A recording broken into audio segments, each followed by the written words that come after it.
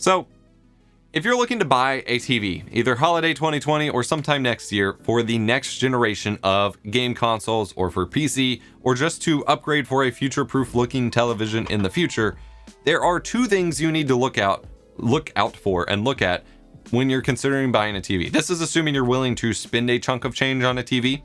Not everyone is, and the prices will be coming down soon as we'll get a new wave of next year's models. As this technology becomes more adopted, it always gets a little cheaper. We're talking kind of bougie features right now that over the next 2 to 3 years will happen to every TV.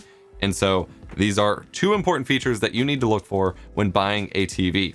And I'm not talking about resolution. I'm not talking you need an 8K TV. None of that. I am talking about HDMI 2.1 and AV1. Now, these are completely unrelated things. HDMI 2.1 is the updated HDMI spec that has a bandwidth of 48 gigabits per second versus the 18 gigabits per second available to HDMI 2.0B. HDMI 2.1 is what the new generation of graphics cards and game consoles use to output higher specs, which will be required for future-proofing for additional features, some of which are actually really important to the gaming experience on some of these things, which include variable refresh rate or adaptive sync. HDMI 2.1 lets you have G-Sync over HDMI on a television. HDMI 2.1 unlocks additional specs such as 10K 30, 8K 60, 4K 120 Hz, as well as some crazy high refresh rates at 1440p and 1080p. It also allows for eARC, which is a new form of the audio relay channel that allows you to bounce audio back and forth across HDMI to your receivers and your sound bars and all of that.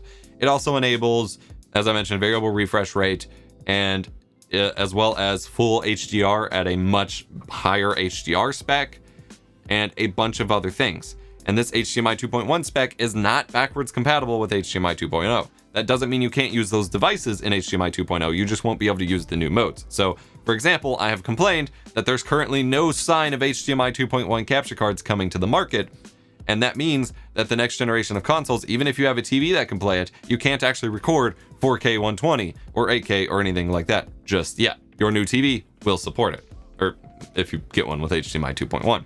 The second spec that you should look out for is AV1 decode. AV1 is a video codec. I've talked about it time and time again on my channel, and I will post links in the video description below, but it is a new open source video codec that has an insane amount of bitrate efficiency or quality per bit stream or file size compared to H.264, H.265, basically anything on the market right now. Like, it is extremely efficient to the extent that if you look at your average Twitch stream or whatever, trying to stream 1080p at 6 megabits per second, you could match that quality at just like 1 megabit per second and surpass it by like 3 megabits per second, pretty much. It is insanely good, and all of the video broadcast platforms are actually moving to that codec as their distribution codec. So I've talked about in my NVIDIA RTX 3000 review, as well as some dedicated streamer news segments and things like that, that the future that we're looking for is that Twitch and Netflix and other platforms will be able to distribute AV1 to everyone wanting to stream it, because it will allow them to save on bandwidth and send you a higher quality feed without requiring as much of an internet connection. However, in the meantime, we don't actually have AV1 encoders. So right now, if I want to stream, I can't just stream in AV1. I can kind of encode a video, but it will take a very long time. However, with a new graphics card, Intel 11th gen processor, and either the AMD or NVIDIA graphics cards, I can now watch AV1 streams. And so that sets up, as that market saturation trickles down, including televisions, that sets up streaming platforms to distribute it. Now, they'll still have legacy support for the older codecs as, devices phase out and things like that. But if you're looking at a TV for the future, you want a TV that can support decoding AV1 video, because that is where, the higher quality, it'll probably, there will be some higher quality modes that your TV won't be able to play if it doesn't have AV1 access, because the services will lock that to AV1, things like that. And so you want a TV that supports that as well. And I mention this because specifically, according to this article on Chrome Unboxed, Google Stadia will actually switch to using the AV1 compression codec, as well as I've covered many times on Streamer News. Other Google services have already started switching to AV1. And so we're seeing a ton of mainstream adoption right now for AV1 on the market. And you want to, if you're investing a good chunk of change in a television, or you're planning to you're planning to upgrade your TV in the long run, that needs to be one of the specs that you are seriously considering for the future.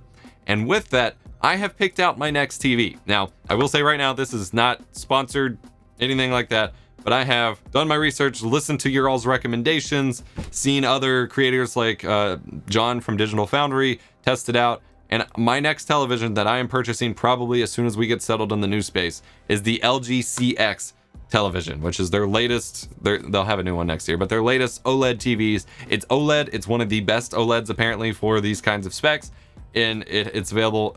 Unfortunately, it's only available down to 48 inches. Now, if I was buying a TV, 48 to 55 is my kind of size. However, I was hoping for something smaller for more of a game desk setup, since there aren't really monitors with this good specs right now, which is really frustrating. But this seems to be the bee's knees when it comes to HDMI 2.1 support, as well as AV1 decode and things like that. And so this is what I'm committing to picking up as soon as we get back. And like I said, it isn't sponsored or anything, but it does have some pretty phenomenal specs. Now, they have been running a deal right now where the 55 inch is actually cheaper than the 48 inch. That's a little weird. But this freaking television is an OLED TV, as I mentioned, so it's got great HDR. It's got wonderful HDR with all the local dimming that OLED can provide. It's also incredibly low latency by being OLED. It's got HDMI 2.1 support, 4K at actual 120 hertz. It's got freaking G-Sync and FreeSync on a TV.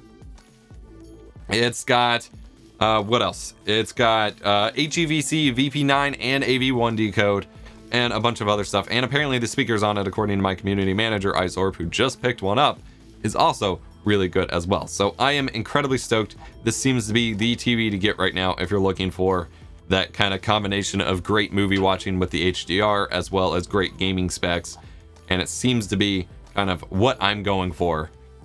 So that will be what you see in the new studio within the next couple months. Again, no connection to them, but I will have a link in the description and in chat and stuff if you're interested in it. But that is, you know, where I'm going for these, because it's freaking cool.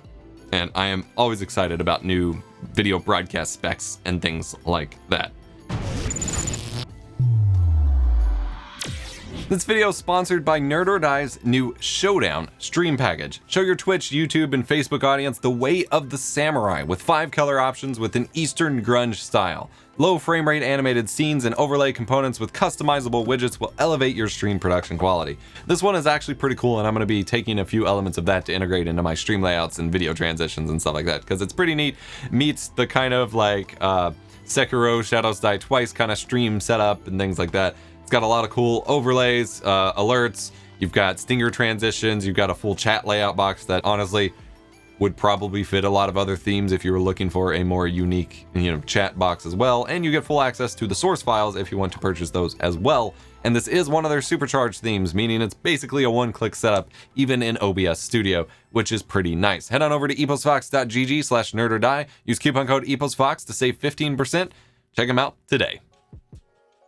Does the C9 not support AV1 then? I don't know. You'll have to check. It would be listed in the product specs. That's just the newer model that I'm picking up. But that's why I was giving you specific specs. Actually, let's finish that talk. So obviously there will be other TVs that support HDMI 2.1, 4K 120 if you want that. If you're not interested in gaming and you just want it from the viewing perspective, you don't need 120 hertz at all.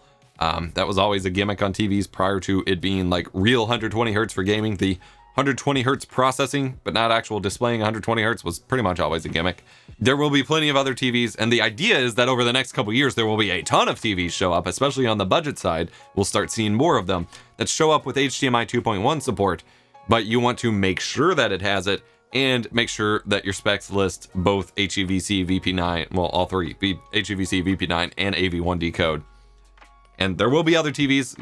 You don't have to buy this LG TV. That's fine. A lot of people like these. So there's a Sony XBR that Linus is showing off in an upcoming video. That's supposed to be pretty good as well. It's just not OLED.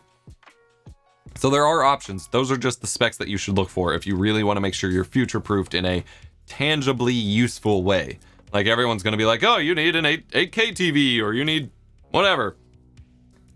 You don't necessarily need all the resolution or frame rate gaming specs if that's not what you want, but codec support for upcoming streaming services is important, and the brand new HDMI spec that won't be going away anytime soon, and if anything will get more common soon. Those are tangibly important specs you want to keep an eye out for in your next TV purchase, IMO. I did want to note that LG CX TV specifically technically does not have the full HDMI 2.1 spec, despite all that talk, in that it is 40 gigabits per second instead of 48. They determined with the C9, which did have full 48 gigabit per second HDMI 2.1, that the full 48 gigabit per second bandwidth was not necessary.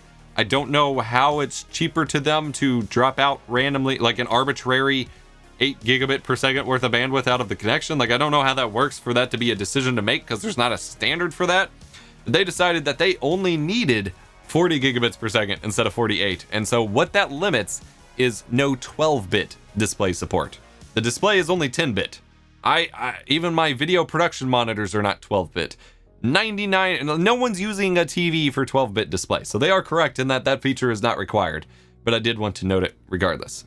Tommy Calloway asked, can you play PS5 on a CRT? You can. I will have a video on that coming very soon, actually.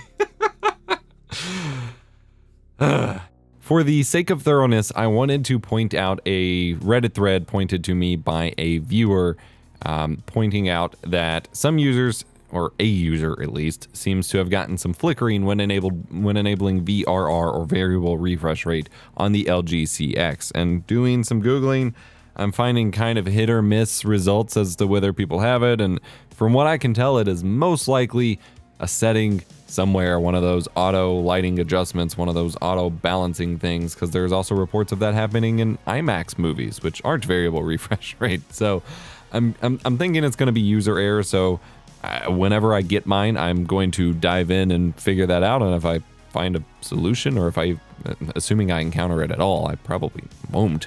But if I do and figure out a solution, I can make a video on that, I guess. But just wanted to end the video with something that a user pointed out after the Streamer News show went, finished. Thank you so much for watching and for all of your support in 2020. Hit the like button if you enjoyed, subscribe for more tech education and stream guides. Let me know what TV you're looking forward to buying in the future in the comment section down below. Come join us on Discord, discord.gg/EposVox, and I'll see you next time.